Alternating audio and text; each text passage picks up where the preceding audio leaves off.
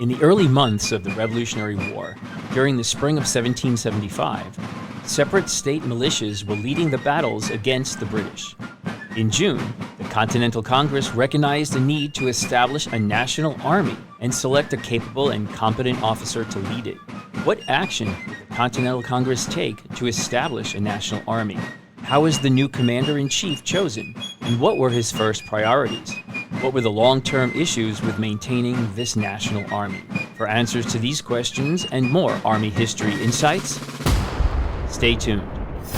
Welcome to the U.S. Army History and Heritage Podcast, the official podcast of the United States Army Center of Military History.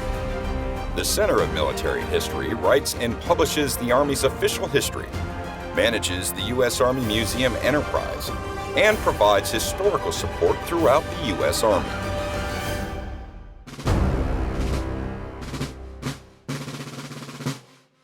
Hello, everyone, and welcome to the United States Army History and Heritage Podcast. I'm Lee Reynolds, the Strategic Communications Officer for the Center of Military History. In this episode, we're discussing the establishment of the United States Army, the Continental Army at the time, and the selection of George Washington as Commander-in-Chief. Joining me for this discussion is Army historian and Executive Director of the Center of Military History, Mr. Charles R. Bowery, Jr. Welcome back, Mr. Bowery. Thanks, Lee. I'm glad to be back. So before we get into the discussion, let's just give a little background on Mr. Bowery. So Charles Bowery, Jr. has been the Executive Director of the U.S. Army Center of Military History for over 9 years. Previously, he served on active duty for 23 years as an Army aviation officer, commanding at all levels from platoon through battalion, and serving overseas in Korea, Germany, Iraq, and Afghanistan. He's a published author, speaker, and battlefield staff ride leader, focusing on the American Civil War. And he taught military history at the United States Military Academy at West Point. All right, well, thanks, Mr. Bowery. And I know, we are in the commemoration time period now with the Revolutionary War, and so I know you've been participating in a lot of Revolutionary War activities as well. So I know you're well-versed on this. So the establishment of the Army, let's start there. By June of 1775, there's been a flurry of activity in the war. Colonial militias have organized and, in some cases, taken the fight directly to the British, specifically in the battles of Lexington and Concord, and the capture of Fort Ticonderoga and Crown Point in May of 1775. But up to now, these have been local battles without a clear strategic purpose. So when and why did the Continental Congress decide it was time to establish a national army? Well, this took place in the summer of 1775. And so after Lexington and Concord, the British forces in Massachusetts fall back into their fortifications inside Boston. And an army that is termed the Army of Observation is formed from the various New England militias that responded in the aftermath of Lexington and Concord to this call for militia troops. Those forces are formed into what they call an Army of Observation. They're commanded by New England militia leaders, and they lay siege to the British Army, which is penned up in the city of Boston. And they carry out that siege through May and June of 1775. And then on June 17th, in a very provocative act, the Army of Observation will take up a position across Charlestown Neck from Boston on Breed's Hill and Bunker Hill, a position which gives them the ability to observe and fire artillery into Boston.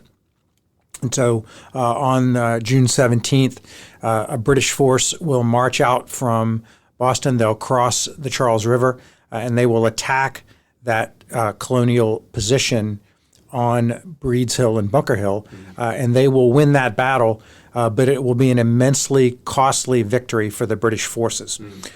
This is a significant moment for the Patriot cause, because for the first time, although Lexington and Concord was a series of battles, it was really a running engagement from Concord back into Boston, with small groups of militia ambushing and firing on British troops. This was a stand-up battle of lines of troops in a very European style, and the Continentals in this case, the colonial militias, really perform well, and they inflict significant casualties on the British Army, even in defeat.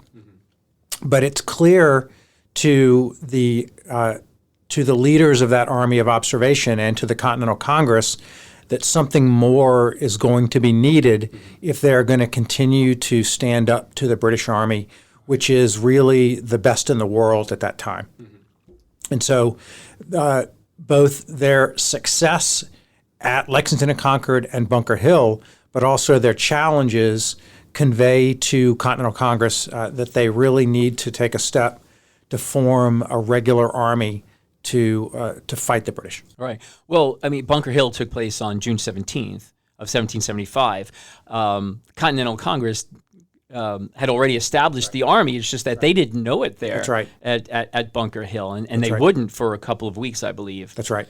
And so that, as you said, that debate has been going on for a while in Philadelphia. And so one of the interesting things we discuss when we talk about the upcoming 250th birthday of the United States Army is that on June 14th of 1775, the Continental Congress will pass a resolution that will call on the colonies for 10 companies of riflemen to augment and reinforce the Army of Observation at Boston. And so we refer to this as the birthday of the United States Army because these forces are raised by the Continental Congress. And so they become known as the Continental Army, the forerunner of the United States Army. They're raised at the federal level or at the national state level. But the interesting debate that occurs in these circles is, was the Continental Army born in Boston in battle? Or was it really born in the halls of Congress in Philadelphia? Yeah, right. And so that tends to fall out on whether you're a native of Massachusetts sometimes or a native of Pennsylvania, into where you fall out on that debate. But these things are happening at the same time, and the bottom line is that Congress realizes that a purely militia army will not be able to stand toe-to-toe with the British and defeat them and win independence. Yeah, and there was some pushback, I believe, from some of the delegates. What were the concerns within the Continental Congress about should we or shouldn't we establish a national army? Sure. This is one of the foundational debates in American history, and it concerns the role of a standing army. And so when we think about the motivations and the stated reasons that the colonies band together and pursue independence from Great Britain, one of the grievances they list in the Declaration of Independence is that the British Empire has stationed standing armies and they've quartered them in our homes and in our communities. And so in the run-up to the breakout of war in 1775, there have been various initiatives to use the British Army to station imperial troops in communities, primarily in Massachusetts, primarily in New England. But the act of quartering troops in civil society is seen as just an incremental step toward tyranny. And when we think about what composed armies, regular armies in the European states of the 18th century, these men are serving not out of free will. You know, they are dragooned and they are drafted, they are conscripted into a professional standing army. They're given orders to report, and they function as really sort of as automatons inside a force. They have no free will in that they obey strictly the orders of their officers and their sergeants, and they carry out movements as they're dictated to do it. And this fits in with the social structure of these societies. These are autocratic societies ruled by monarchs, and so there's no individual service or free will to service. And so the mere existence of a standing army in a society implies the authority of that society. Oh, yeah. And so as the Continental Congress meets and as this feeling of independence, of nationality occurs in the colonies, one of the things that they are most concerned about is the adoption of the modes of tyranny and the modes of an imperial way of government. And so in the minds of many of the founders, the mere existence of a regular army implies tyranny, or it implies steps toward an autocratic government, and that's what we're fighting against here. Yeah, and this act or this resolution by Congress didn't solve that, because this would become a recurring issue in American history, really through, I think, World War I is. And even I would honestly state that it's still with us today. And as an example, in the late 20-teens, so in 2016, 17, 18, 19, you had a national commission on the future of the Army. And this was carried out by Congress. But the nexus of this debate, in this context, the future of the Army that was under discussion was the balance of roles and missions between the regular Army, the National Guard, and the Army Reserve. And so in many respects, the question of regulars versus militia was a debate that began outside Boston in 1775, and it continues to this day. Because the question at the time in 1775 was, do we need both regulars and militia? If we do, what is the appropriate division of duties between regulars and militia? How do they interact? How do they perform together on the battlefield? And then in the aftermath of the Revolution, the debate becomes, how did America win its independence on the battlefield? Was it due to the regulars, or was it due to the militia? Right. And in many respects, your answer to that question sort of told what side you broke out on in larger questions in America about the structure of our society.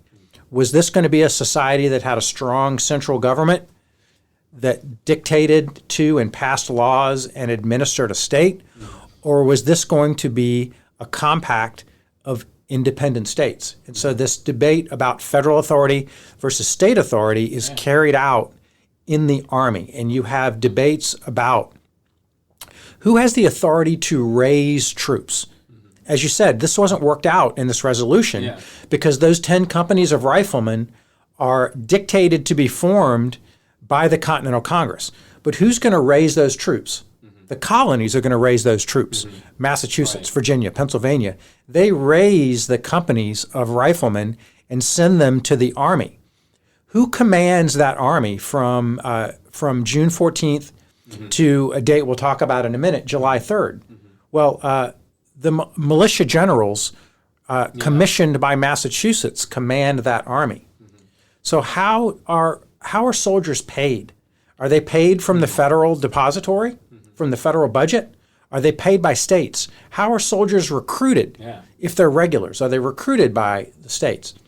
Who disciplines them? So all of these issues are tied up in this question of federal power versus state power. Yeah, and then also, before we move forward, June 14, 1775, so the Army's established by that resolution. But also that day, one of our other branch birthdays take place, the first one, if I don't know if you want to comment on that. That's right. So we think of June 14th, of course, as the birth date of the infantry branch. And this is the beginning of a number of series of the original, of the branches of today's Army that trace their actual lineage to their formation as a corps of troops that do a specific mission to these dates. And so, of course, June 14th, we track as the birthday of the infantry branch. And they come pretty quickly after that. So, and we can use our handy-dandy Road to the Revolutionary War 250th commemoration desk card that we hand out, and it's available on history.army.mil for download as well. But on June 16th, so 2 days later, the Adjutant General's Corps, the Finance Corps, the Quartermaster Corps, and the Corps of Engineers are formed. And so these are specialized types of troops that a national army will need to administer itself in garrison and in battle. And then on 27 July, we form the Army Medical Department and the Medical Corps. So we need doctors and we need medics to treat wounded and sick soldiers. And they come thick and fast after this. July 29th, the Chaplain Corps, the Judge Advocate General's Corps. William Tudor, appointed by the commander of the Army to be the first Judge Advocate General of the Army. And so all of these dates follow after that. On November 17th, we form the Field Artillery. So we need artillerists to man guns for the Army. And then on December 12th, the birth date of the cavalry. So the Army realizes quickly that it needs horsemen to carry out its missions. And so all of those branches are formed, but they're all formed under the leadership of a commanding general. And that's the other big debate that goes on. So as soon as the Army is formed on June 14th, the next question becomes for the Continental Congress, well, who's in charge? Right. And so we really get back into this debate about federal versus state power here, or colonial power in this case, in who's going to command that army. And so it's very political. It won't surprise anyone that it's a very political question, because the various colonies would love to see a person from their colony command this army. Immense political power and public prestige will come from being the commanding general. And so the sort of New England contingent in the Continental Congress, of course, has strong sway here, and they make a very compelling argument, well, that most of this army is from New England, so the commanding general should be from New England. Yeah.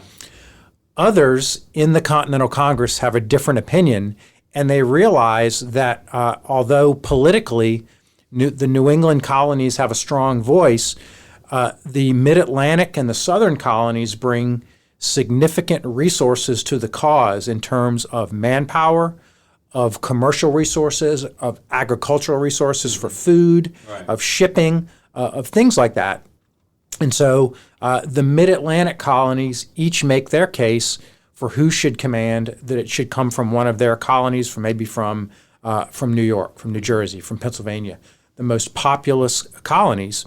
But the individual who rises to the top of that discussion comes to the top because he also has significant military experience, and that's a Virginian named George Washington. Right. And so the largest in land mass of the colonies, Virginia, proposes that a militia officer from Virginia named George Washington should be the commanding general.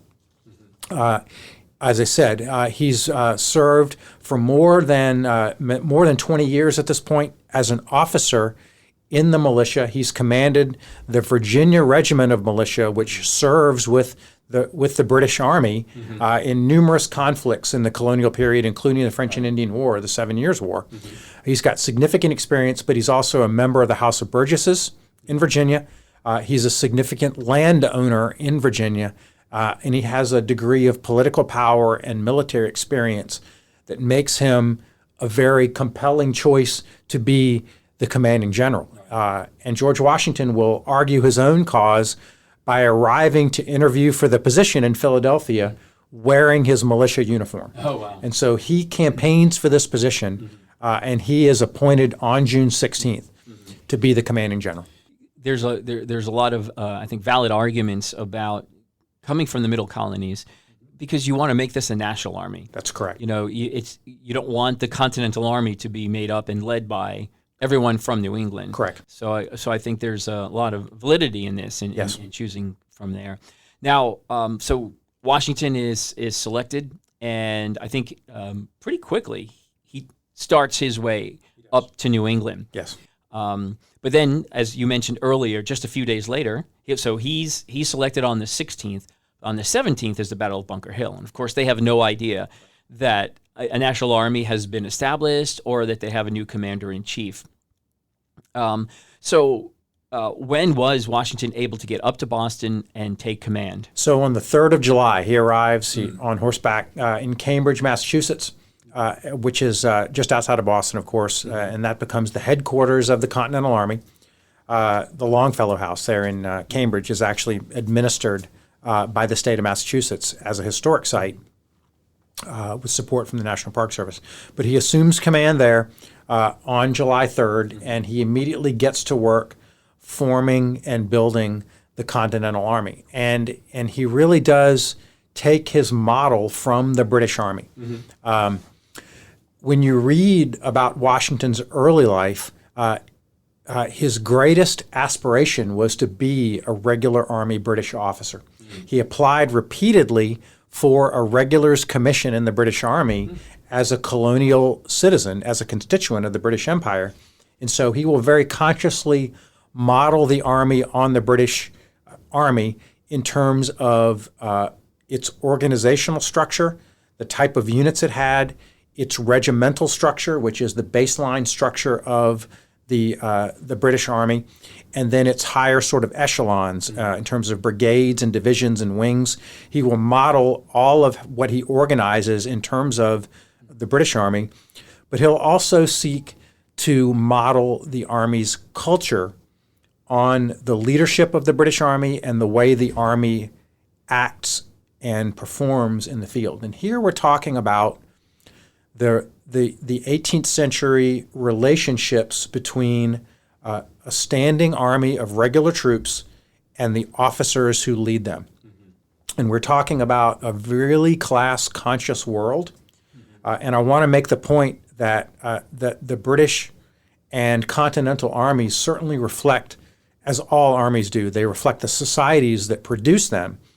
And these are very hierarchical, class-conscious armies in which the enlisted troops in an army of this period are generally drawn from the landless, younger classes of societies. These are male-dominated societies, and so armies are men.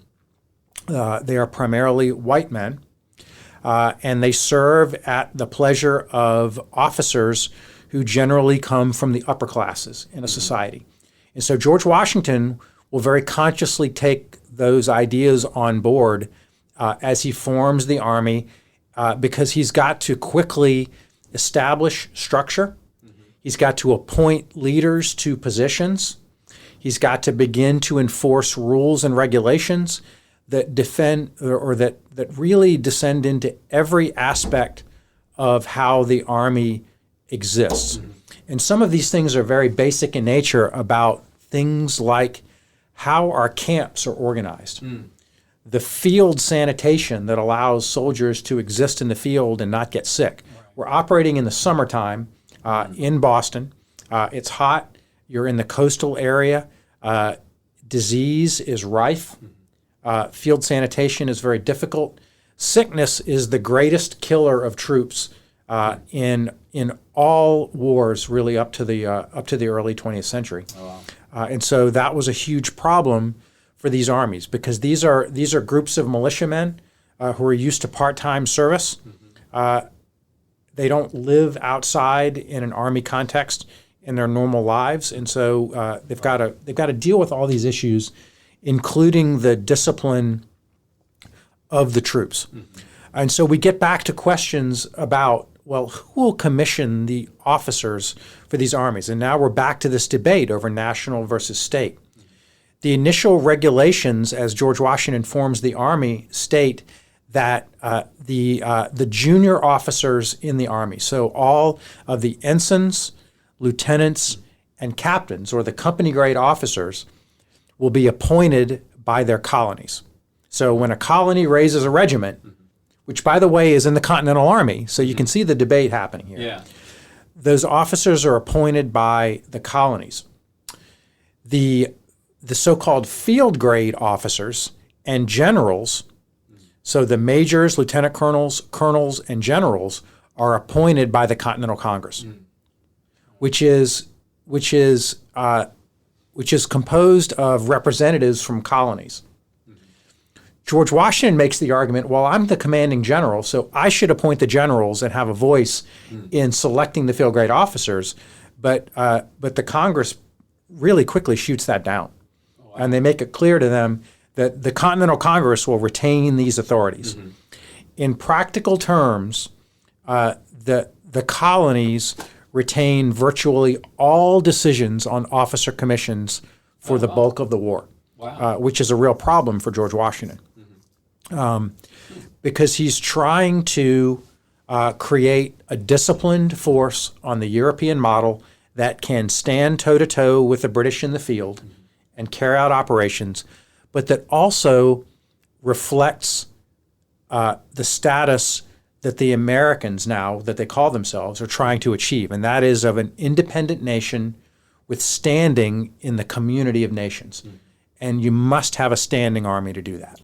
So what were Washington's priorities? You've listed a few things here, but in doing some reading, I saw that logistics was one of his Absolutely. biggest concerns. I've said this before. I forget who quoted this, but I love the quote that good generals, no tactics, great generals, no logistics. That's right. So, yeah. And that's what jumped out at me about Washington with this. Absolutely. So he really does begin, because the army is in a siege, there are no active combat operations occurring. There are no battles. And George Washington realizes that in order to take the field and fight the British in battles, he's got to have an army that is in being, that is formed with disciplined units, that is cared for medically and logistically, that has a degree of efficiency and discipline that allows them to go into the field and conduct operations.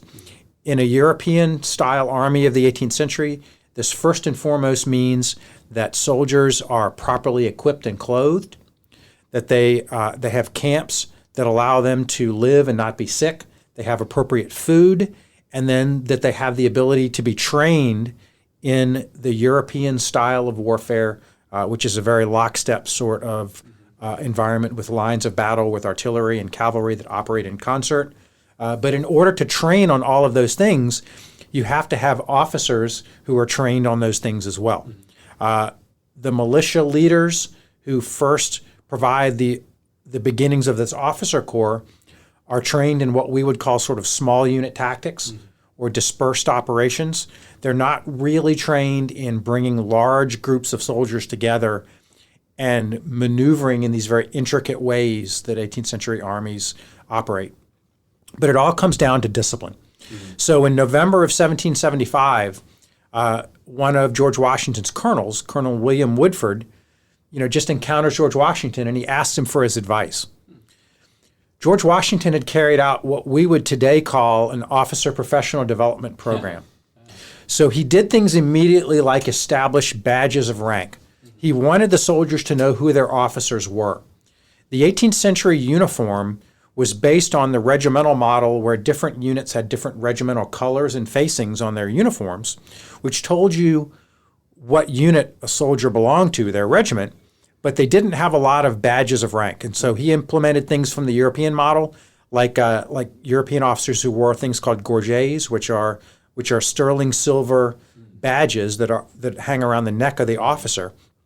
But then he did things like dictating that officers would wear a certain color of cockade on their cocked hat, or a certain type of epaulet, or facings or ribbons on their uniforms to identify officers, to give them some esprit de corps, but also identify them to their men.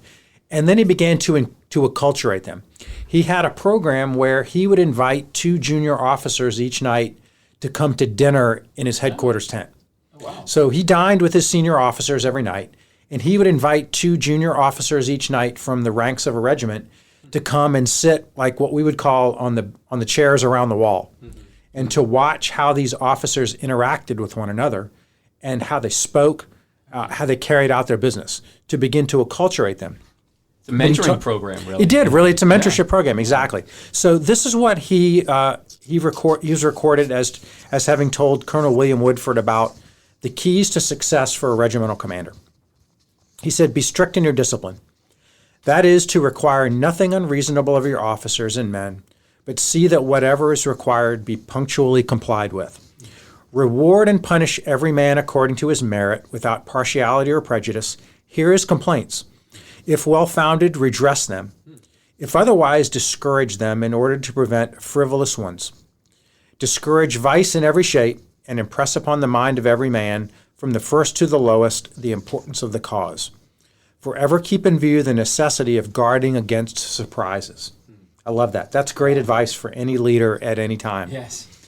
Be plain and precise in your orders and keep copies of them to refer to that no mistakes may happen. Be easy and condescending in your deportment to your officers, but not too familiar, lest you subject yourself to a want of that respect which is necessary to support a proper command.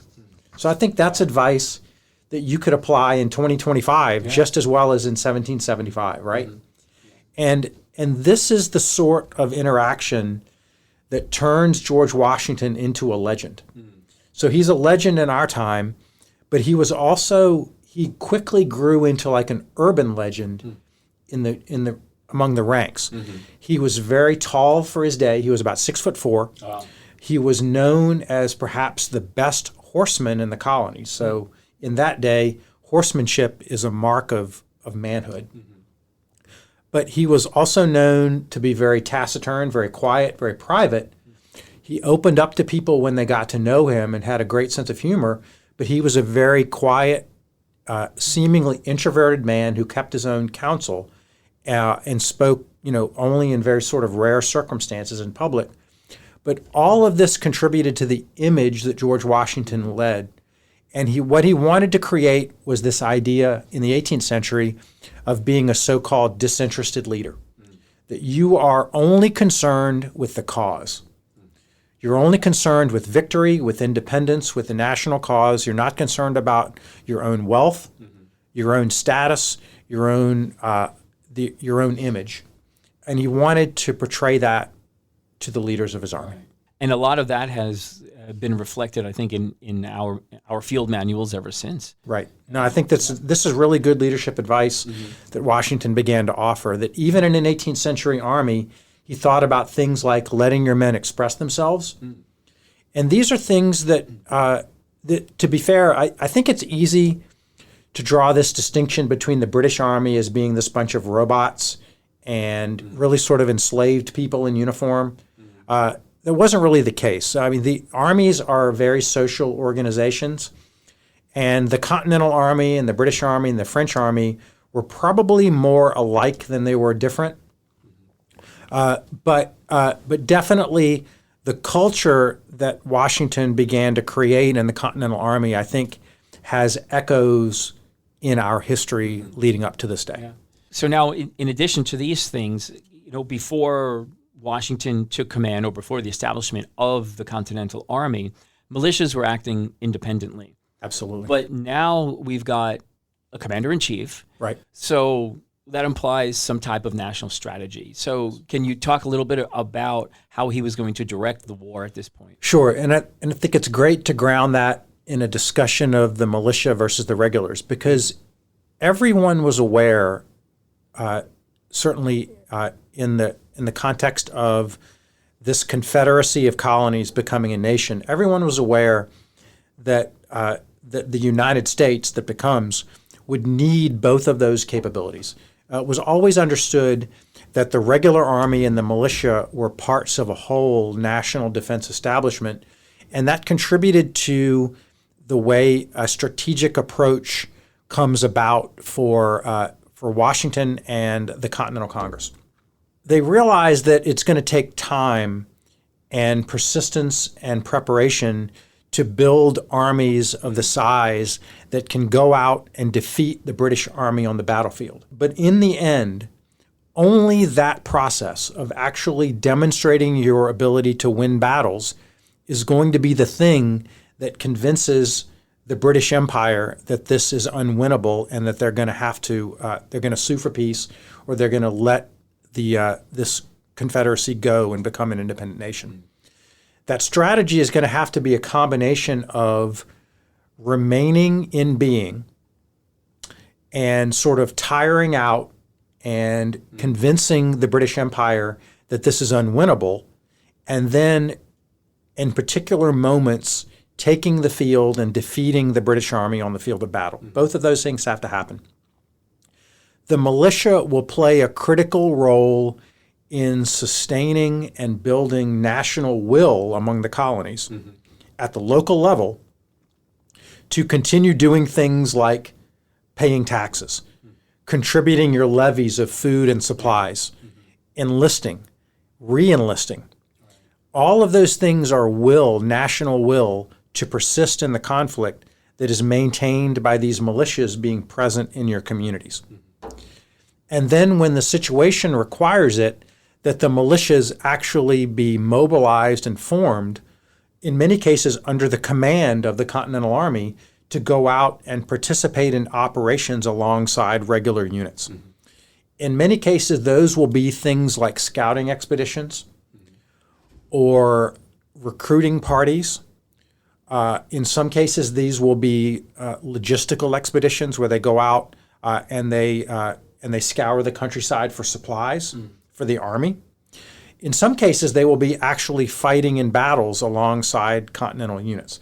And so all of these things contribute to what historians have come to describe by George Washington as a so-called Fabian strategy, which is a term that takes its a name from Fabius, who was a Roman general who developed a strategy of falling back from the enemy when he wasn't strong enough to fight, preserving his army, and basically picking his spots to go and fight the enemy to achieve a victory when and where he could.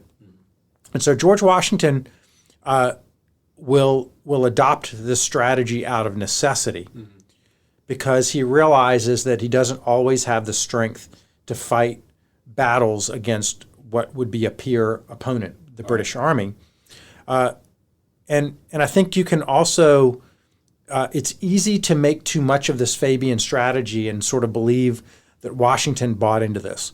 Washington was intensely ambitious, and he was intensely aggressive as a commander, and he was constantly seeking the opportunity to fight battles, sometimes to his own,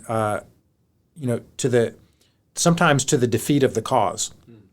And so he's always in his own mind and with his subordinates, he's balancing the need to keep the army in being with the need to fight and win battles. Right. And so here we are in 1775, and the Army adopts a motto, "This will defend," a motto that we're actually using this year in the United States Army to commemorate our 250th birthday. Could you talk a little bit about what that means? I mean, we know it's on the Army flag, but what is the meaning of the motto, and how does it apply today? Well, that, like many things in our experience, really dates to the colonial period. And the term is it's a statement of purpose, is that what we are defending here is liberty. And the element that I love about that Army seal, that becomes first the seal, the Great Seal of the War Department, which is the forerunner of today's Department of the Army. I love that the icons in that seal are really topped with a small red cap, and that's a liberty cap. You see this throughout iconography in the 18th century in various contexts. It becomes a key point of iconography in the French Revolution. But the liberty cap tops that display, and the this will defend is liberty, and it's what becomes the Constitution. And of course, we swear our oath, not to an individual leader, but to the Constitution of the United States, which embodies all of these ideals, which in itself builds on the grievances and the statement of intent embodied in that Declaration of Independence. But the this will defend is an idea that we are defending ideas that are outgrowths of natural rights. Many of the things that are products of the 18th century Enlightenment, this idea of natural rights that exist alongside authorities, and that what we are defending here is not an empire or a king, but we are defending a compact of free peoples fighting for liberty. And I think it really has extra meaning now in our 250th year as an army, because what we'd like to say in our marketing terms, if you will, for this 250th anniversary, is that the United States Army was this nation's first institution. Yeah. It was the first big thing that was formed by what was then the Continental Congress, which becomes the Congress of the United States. And its lineage exists through that transitional period from compact of colonies to confederacy to nation. All of that, the through line in terms of national institutions is the Army. And I think it's important to note that Army is established in June of 1775, more than a year before the establishment of the United States. That's right. And we say, before we were a nation, we were an army. And I encourage everyone connected with the Army just to take a look at that seal, take a look at those words, and understand a little bit about how the echoes of our current ethos, everything about what we do, what we wear on our uniforms, the things that hang around us, the iconography on our flags, on our colors, all of those things have echoes to this period. It was clear that throughout the war that, and you mentioned this a little bit earlier, that George Washington was always subject to, he had to answer to the Continental Congress. That the Continental Congress, that Congress itself was, they were in charge. Civilians were in charge. Yes. But later on at the end of the war, this notion was challenged at Newburgh, New York, and in something what we call today the Newburgh Conspiracy. Right. So I think it's really important to kind of cover that. If you could just talk about that a little bit. Absolutely, because I think it really does circle back around a lot of these things we've been talking about in the formation of this Army, and the relationship between the Army, between George Washington as the commanding general, and the Congress and what become the states is incredibly difficult. And it points to the real contingency of the American Revolution. And when you read about the course of this 8-year war for independence, you're left with the feeling that how did they do this? Because it was so hard, and there were at so many points where even George Washington himself despaired.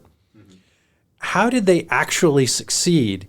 Because when you read it, it looks like defeat after defeat after challenge after challenge. And the biggest challenge maybe for George Washington was this relationship with the national power and with the states. This had its practical effect in the immense difficulty of keeping the Army recruited and supplied through 8 years of war. The Continental system bankrupted itself during this time. They had real trouble providing proper food and supplies for the Continental Army. I make the argument that without French and Spanish intervention, this would not have happened. We would not have succeeded. And at critical points, the only thing that saved this experiment was the support of our allies. Another key point that we want to make in this 250th period is the importance of our allies and partners to our experience. But that was a really difficult relationship between Washington and his civilian power. But then we get to one of the other key points that I want Americans to remember from this 250th period, and that is that concept of civilian control of the military. However difficult it was, George Washington exhibited followership in supporting his civilian leadership, in conforming to them, in giving them military advice, but supporting them. And that really came out in this conspiracy or this controversy that develops in Newburgh. And so the time is 1783. And so the Army, of course, Yorktown happens in October of 1781, but that is absolutely not the end of the war. The war goes on, drags on for 2 more years as treaty negotiations continue, and the Army remains in camp in the Hudson Valley of New York. And there's an immense argument that breaks out because the Congress at this point, which is still financially destitute, is proving unable to properly and consistently pay its officers. And so Congress, in the effort to sustain the Army and keep the officer corps in being, had made some promises to officers that they would earn pensions for life once they served and retired, once the war was over, once the military emergency was over, that they would be paid pensions for life. At this point, Congress is saying, well, we may not be able to do this fiscally. Right. We may not be able to pay you a pension. And so this is in question. And so a group of Continental Army officers, and there is a history of this. In 1780, there are mutinies in the Continental Army camp as soldiers from different states and regiments begin to march out of camp with the idea of marching to Philadelphia to demonstrate to the Continental Congress that they will not take it anymore. And so Washington is sensitive to these issues in a citizen army. But a group of officers make it known that they're considering telling their units to march out of camp if they are not properly paid and given assurances of these things like pensions. And so Washington learns of this, and he calls all of his officers together in a meeting hall at Newburgh, and he harangues them for disloyalty, for putting the existence of this experiment at risk, and for demonstrating disloyalty to this to both military authority and to civilian power by undertaking this conspiracy. He doesn't really call out anyone particularly by name, although he has reason to know who the ringleaders of this plot are. But he makes the larger point that this is disloyal. And at the end of this, there's a great video in our National Army Museum that tells the story of this through the words of historians. And so I want to do them justice. But at one point, he finishes talking and it's quiet in the room. And he wonders, well, did this convince them? And he's really worried about what's going to happen at this point. And he decides to read a letter from a member of Congress that had been written to him about this, thinking that may seal the deal. And he takes out his glasses, and he puts them on, and he makes a statement, something akin to, you'll forgive me for having to use my glasses because I have not only grown poor in the service of my country, I've grown blind. Oh, wow. And he said this because he agreed with the Continental Congress when he took command that he would accept no pay. He would only be reimbursed for his expenses, which he kept very assiduously throughout the war. But he puts on his spectacles, and according to some observers who were in the room, there was an audible gasp by some of the officers, and some of them began to they broke out, and they thought about this. And he read the letter, and they went on, and this conspiracy dissolved. Yeah. There was no further word about it. And so I think the Newburgh conspiracy is a great example not only of the contingency of this revolution, but also the role of individual leadership and presence embodied by George Washington. Yeah. And it really helped to establish the civilian control that we have today. Yes. So now the Treaty of Paris comes in the fall of 1783, and officially ending the war. The British eventually evacuate. Washington resigns his commission. But then what happened to the Continental Army after that? Right. Well, that's a great point, because really with the end of the Revolution and the signing of the treaty, the Continental Army ceases to exist. But the question then becomes, what sort of military force do we need to maintain this country? And so in the so-called early national period, so we're talking about really the period from 1783 really to the breakout of the War of 1812 is what I would call sort of this early national period. The issue of what sort of military force the new nation will have is an issue of immense debate. And I'm going to make a very complex topic very simple when I talk about it. But these all circle around questions of who won the war. Do we have a standing army? Do we have a militia army? Do we even need an army? Do we need a navy instead? Do we need fortifications just to defend ourselves so that the militia can be raised and we can march out to defend ourselves against if something happens? So these are questions that Congress and the nation debate for several decades. But through all of this, there are elements of a standing army that are maintained in continual existence throughout this period. And they lead to this idea that we've been talking about now in the 250th period of the sort of continuous existence of the United States Army. And I'm not here to state that there are organizations in the United States Army that existed in 1783 in the form to which they are now, and that they trace that literal direct lineage at all times.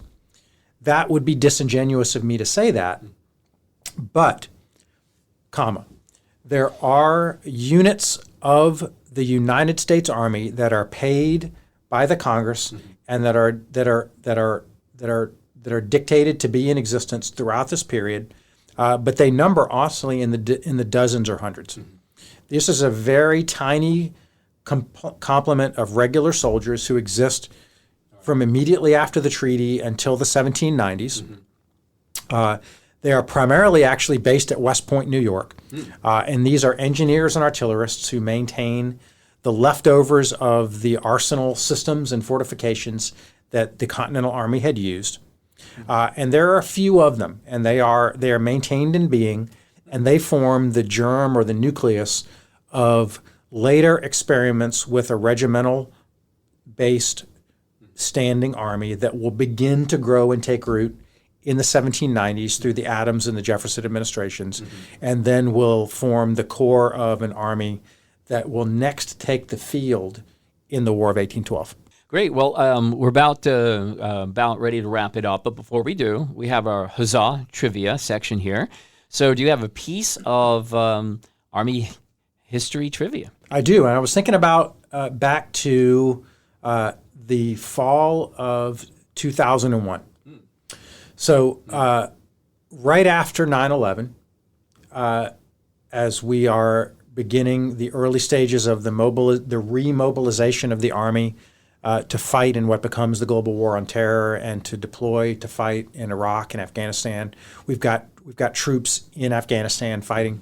The Chief of Staff of the Army, General Eric Shinseki, had undertaken prior to 9/11 a process of transformation of Army capabilities to make the Army more modular and deployable. And part of his campaign of transformation involved some cultural transformation as well. And he made the decision to institute a new piece of headgear for the Army, and that was a black beret that every Army soldier would wear. And the controversy surrounding the beret would be a podcast of their own that I hope we could do sometime. Yeah. But suffice it to say that the beret became an authorized piece of headgear for everybody in the Army. And so the components of the beret are the piece of felt itself, and then it's got a small piece of cardboard material on the front called a flash. And that goes over your eye.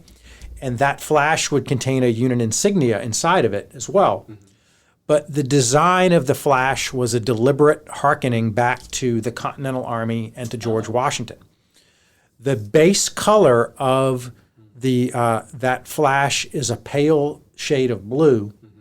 That was the base background of George Washington's headquarters flag. Okay. And that flag itself also contained 13 stars for the 13 colonies, which translated into the 13 stars that ringed the flash. Oh, wow.